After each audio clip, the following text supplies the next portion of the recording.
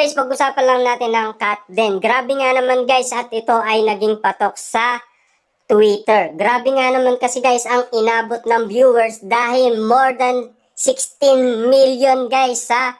Pero patikim pa lang yan guys ng Kat Den. Papaano kaya guys ang movie nila na paparating na sa November 13, 2024?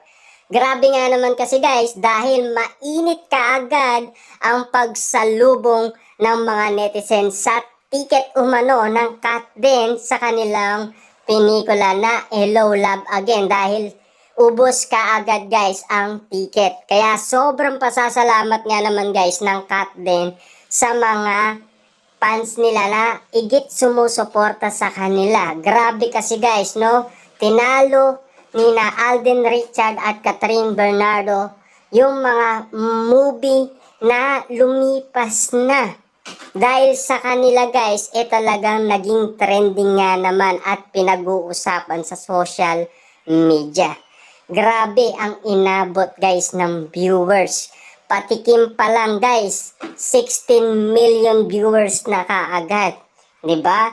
Paano kaya guys kung movie na yan sa sinehan? Siyempre guys, nationwide yan. Napapanood natin ang kanilang movie.